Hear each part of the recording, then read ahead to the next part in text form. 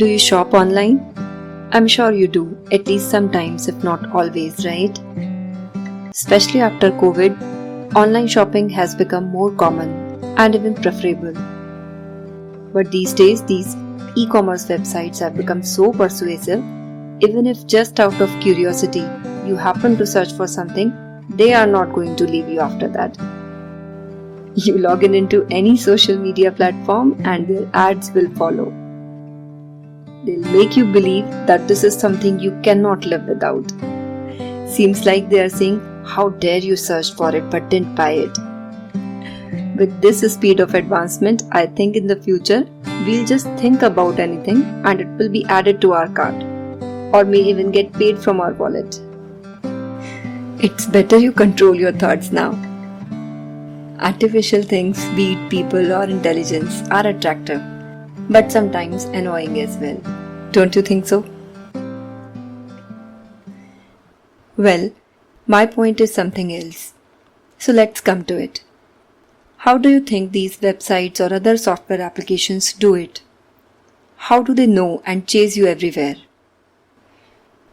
Of course, this is not rocket science for people who know how software applications work, but let's analyze how this system works in layman's language. And then, through this analogy, we'll understand how our mind functions and what are the main parts of it. I always find this analogy too close to the aspects we are going to understand. I hope you also find it meaningful. But before we go ahead, let me clarify one thing. The English term mind is a very generic term. In yogic science, we have a very broad perspective to define what the mind is, and we call it Antah Karan. So when I use the word mind, please note that I essentially mean the broader perspective, the Antah Karan. Just for simplicity, I'll call it mind. So let's say you visit any e-commerce website for the first time, and the website asks you to register there as a customer. So you fill a form and provide your details to the website. The website generates a user ID and password for you, and now whenever you log in into it, it can recognize you, right? And it not only recognizes but also seems to record everything you do on it, isn't it? If you searched through some product but didn't buy it or not even added it to your cart, it will keep on reminding you about that product and keep showing you other related products as well. Well, alright, everyone knows it. I haven't said anything new. Yes, but this is what we experience from a user's perspective. Let us now analyze how the website manages to do it. Okay? So, first of all, the website collected your data and it must have saved that data somewhere so that it can recognize you when you come back. It must also have recorded everything you did on it, right? This is exactly what our 5 senses of perception do. They record everything we see, hear, taste, touch, and smell. And all this information gets recorded somewhere as our memory. It's because of this memory that we are able to recognize people, places, things, and just everything else. I'll talk about memory in detail later because usually people think only what they can recall as their good and bad experiences is memory. And because of that, they think that forgetting those moments, especially your bad experiences, is what is needed to progress on the path of spirituality. But as a reasonable person, I always wondered when I heard this because I thought not just certain moments in life, simply everything that we recall, the name and details of a person, place, in fact our own existence, every small thing we can recognize, all that should have been stored somewhere. because that's the only way we can identify them. Let's say if my mind didn't store the information of a flower I saw for the first time, how will I recognize it when I see it again? How will I visualize it in my thoughts? In fact, how would I recall my own name if it's not in my memory? Don't you think this capability of recognition also comes from memory? So if memory is so vast and important for my survival, then what does it really mean when people say memory is a hindrance in the spiritual process? Well, actually it's a hindrance. But how can I forget everything and still be able to live?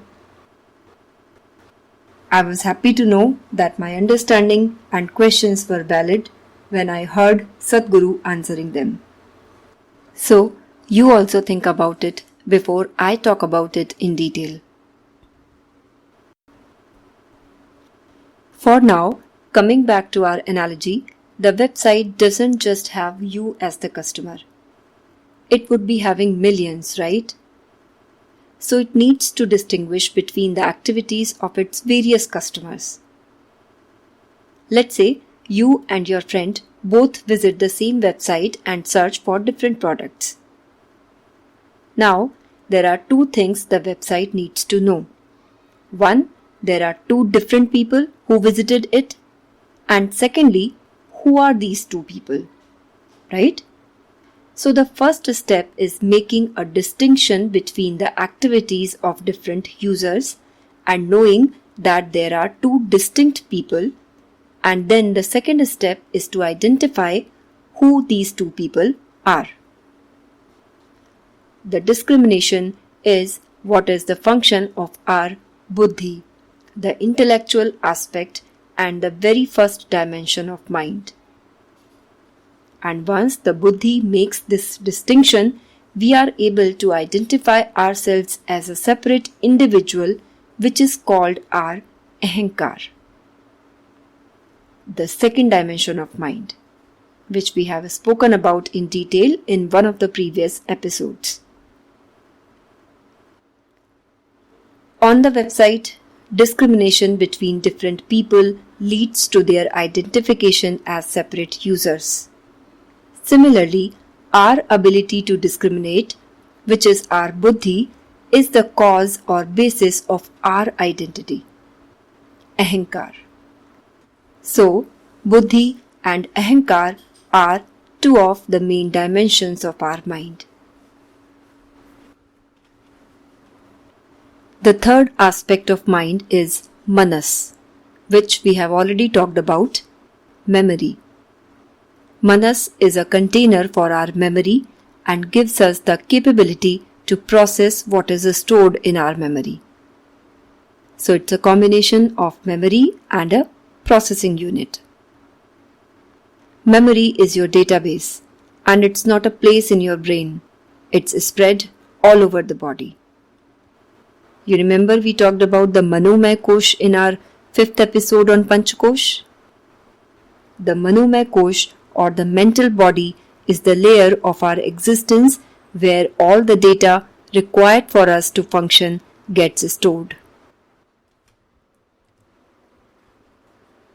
The fourth part of the Antah Karan or mind is Chitta. This is the pure element of consciousness. This is just a reflection of the supreme consciousness untouched by memory. We touch this dimension when we are able to make distance from our memory. This is the state I had described as the highest state of our mind in my 3rd episode, Levels of Consciousness. Touching this level is the aim of all meditation processes. As this is beyond memory, when we reach this state, there are no thoughts, just pure awareness, because thoughts are the product of what is stored in our memory. If we understand it using the same example of the e-commerce website, it's not a perfect analogy, but loosely we can say Even if the website doesn't have any memory of its customers, it still is a website. It has the capability of all the functions it is supposed to do, but the functions are not manifested because it is untouched by the users. Before I wrap up, I would like to talk a bit more about Buddhi or intellect. In the gross understanding, we think Buddhi as being intellectual in the sense of having knowledge about something.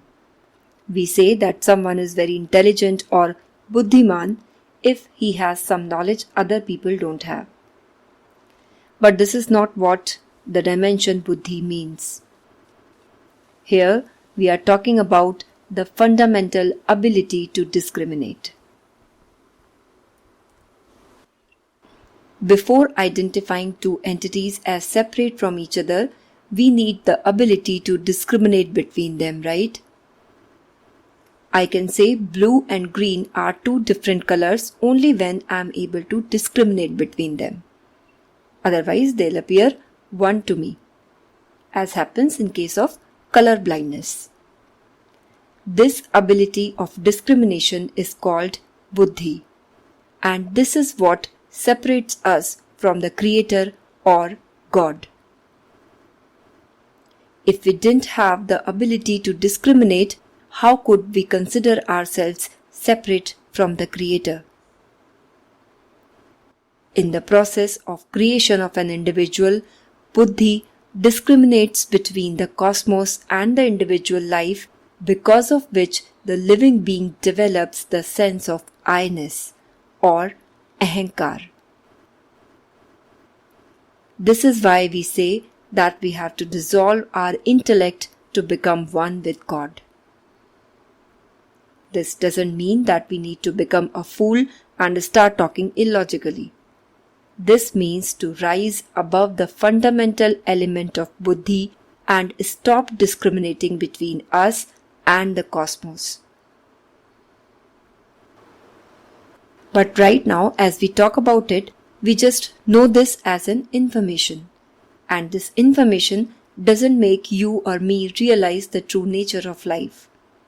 It is only when we experience the dissolution of this boundary ourselves that we will become a realized being. Let's say if I describe a place where you have never been yourself. You will know it from my experience, not from yours. Now, if you trust me, you can use this information to talk about it with others. But this is not in your experience or realization. This is just information, not knowledge. And this is the difference between believing and realizing. May we all realize it one day. In the next episode, I'll talk explicitly about memory, because this is something people aiming to become spiritual usually have misunderstandings about. Usually people think our good and bad experiences that we can recall is the memory we have to get rid of to become meditative. But is this all about memory? We'll see if we really know how vast memory is, beyond some experiences that we can recall. So stay tuned and have a good time.